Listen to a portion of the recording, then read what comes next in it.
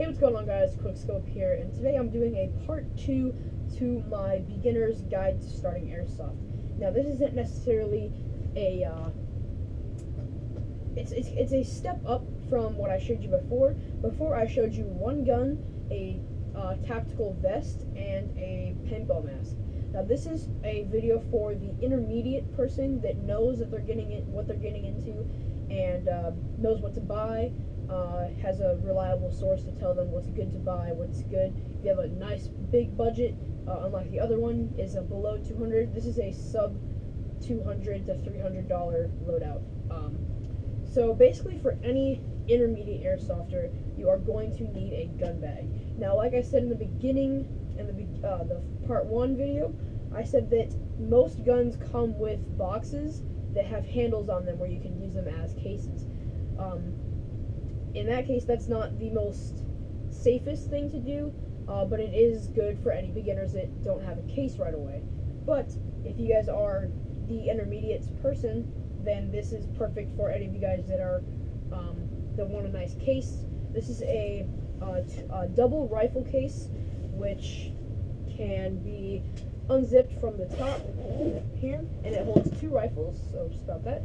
And you can put one rifle here, you got the straps to keep it secure, and then you got this nice foam handle to separate the guns so you don't scratch on each other, and that.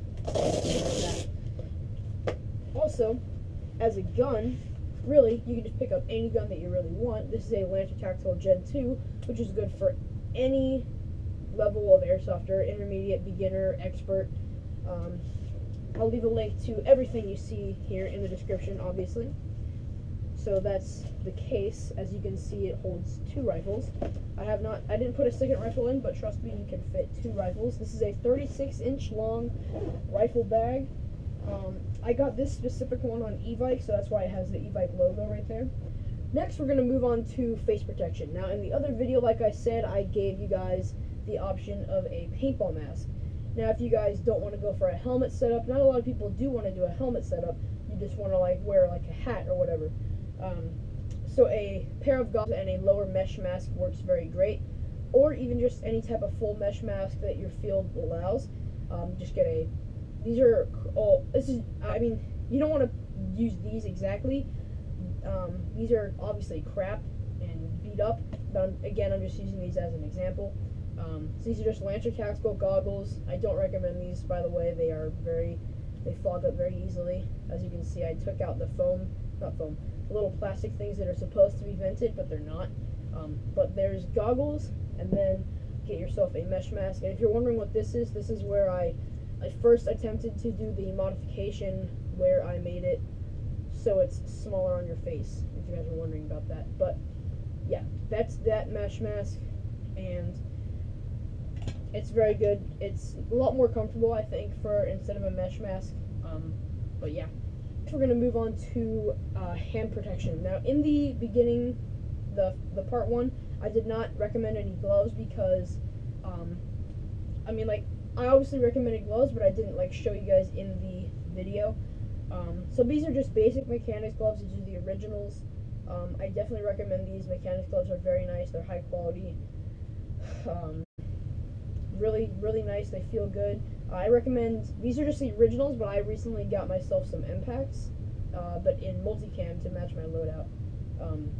So yeah, just some nice tan, or whatever color. They have a lot of different colors. They even have blue, which is pretty ugly if you ask me. Now next, we're going to be moving on to full body protection, which is not really recommended, or not really required, but it's something that any of you guys want to jump into the realism effect of airsoft. So this is just I don't know exactly this brand. There's no tags on it or anything, but in the other video, the part 1, I showed you guys just a NC Star mesh vest. This one is a step up. This is in between a JPC and a mesh vest. This one is you can put plates in this one, actually. This one's just it's still a vest, but it comes with mag pouches, got a Velcro panel, pistol mag holster, admin pouch. It also comes with this little pouch on the back, which is very nice. I definitely recommend these to any beginners or any intermediate people. But yeah, that is that. It's very nice. Next, moving on to the type of ammunition or magazines that you would want to use for airsoft. Now, there's two different types of magazines that people mostly go for. Well, there's three actually, but there's only two common ones. There's low cap, mid cap, and high cap. Low caps are like 440 rounds, maybe. I mean, I'd never used a low cap before. Mid caps are in between 100 and 200 rounds. So these are KWA K120s. So they hold 120 rounds. These are very nice. They're high quality. They are a bit expensive, but you can also get Elite Force mid caps, the standard ones that look like this, but this is not an Elite Force mid cap. But yeah, KWA mid caps, you feed it through a speed loader or whatever type of loading you prefer. They hold 120 rounds. There's no wheel on the bottom, and that's the KWA mid caps. I recommend mid caps because I think they feed a lot better and they're nicer than high caps. Now here's the high cap. It's hold around 300 to 350 rounds. There's obviously AK high caps, which hold like at least 600 rounds, and then there's other high caps for different types of guns.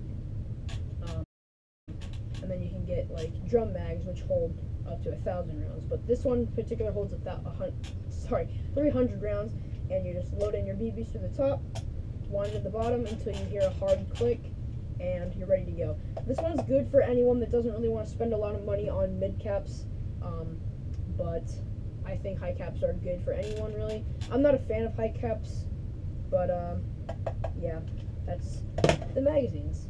And lastly, I'm going to move on to the type of power source for your guns. Now, electric and AEGs are like the most common for any really beginners or anyone really. I mean, there's obviously Polar Stars and there's gas blowback, but the AEGs are the most like common ones to use. So a 9.6 volt battery is the type of battery that mostly comes with any AEG. If you buy a Lancer Tactical, they always come with a 9.6 and a smart charger. Very, very nice batteries and chargers. The guns are amazing, honestly. I'll leave links to the description, in the description to everything you see here. Not exact links to this one, and not exact links to this one, and not this exact one either, because I'm gonna like put it all on the same website just so it's like easier for you guys if you're all gonna buy it in the one place. But yeah, 9.6 battery. There's obviously LiPos, which give you a higher power output, I believe. I don't know exactly a lot about LiPos, but yeah. So that was my video. Hopefully this was helpful to any of you guys that are looking to get into airsoft and you don't want to go with the cheap gear. You want to, not really cheap, but not with the low-end gear. You want to get some of the mid-tier gear. If you guys like this video and you want to see the part 3 where I do the pro, I guess I would call it pro guide to starting airsoft. Like if you have a $1 billion budget and you just want to be like, alright, give me whatever's good, I'll do that. Yeah, links to everything in the description, links to Airsoft Megastore down below. Make sure you guys use code XXQuickStart56 to get 25% off on your next Airsoft Megastore order. Links to my Instagram down below, my P.O. box down below if you guys want to send me stuff. And yeah, thank you guys for watching the video, and I'll see you guys in the next one. Gameplay should be out sometime this week or next week. Peace out, guys.